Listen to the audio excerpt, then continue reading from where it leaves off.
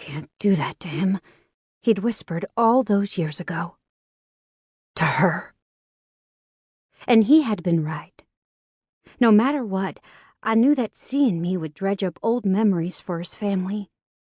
They may say that it didn't, but they'd be lying. I was a constant reminder of what they lost, and even worse, I was all that was left of the person who had caused their family so much grief.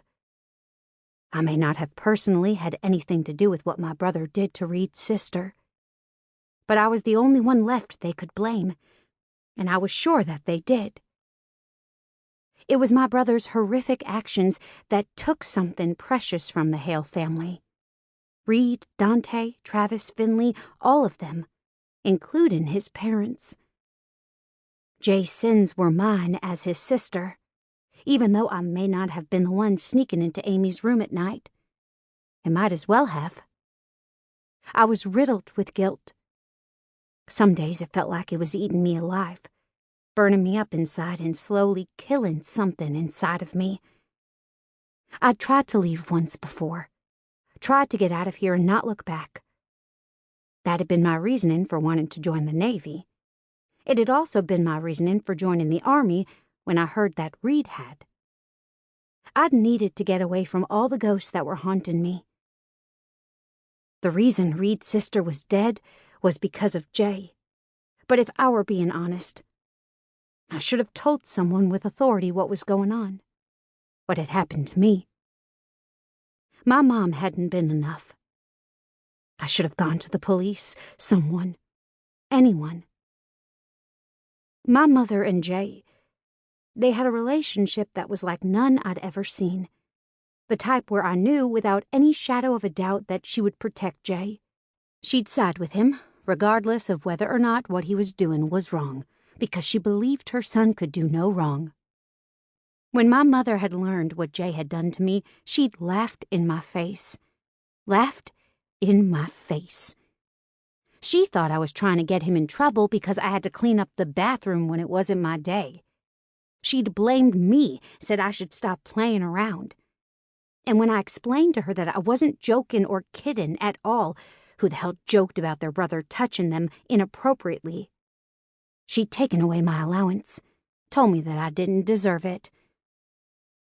But shortly after his freshman year had begun, something changed.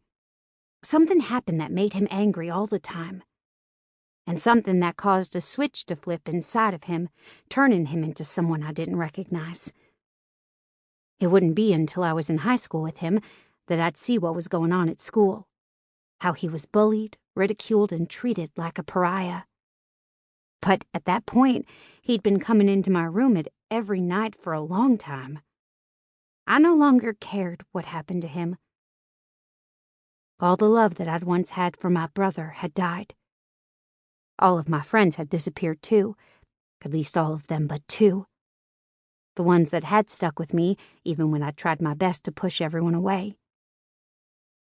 I didn't have the best attitude. I wasn't an easy friend to have. It literally took everything Hennessy had to hold on to me that year. But that was likely due to the fact that she was having her own problems at home. Problems that meant she was just as standoffish as I was at times. Laren had been trying to get me to spend time with her for a while, and the day that I'd finally relented, I met Reed. Reed didn't know, but he'd changed my life. He'd been the person who stopped me from withdrawing further into my shell, a shell I'd erected around me to keep all the pain at bay. It also helped that my brother had started spending more time with Reed's brother, Tobias, and in turn, Reed's sister, Amy. He hadn't been inappropriate with Amy for their entire friendship. Lusting after her hadn't been enough, and he started sneaking into her bed during the sleepovers. If I had once suspected what he was doing to Amy, I would have spoken up. I would have said something. Gone to the police. The grocery store manager that always asked me how I was doing.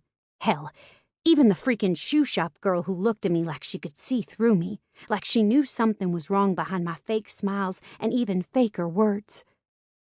Because had I known that Jay was doing some of the same things to Amy that he'd been doing to me, I wouldn't have stayed silent. I wouldn't have acted like everything was normal. I'd have said something.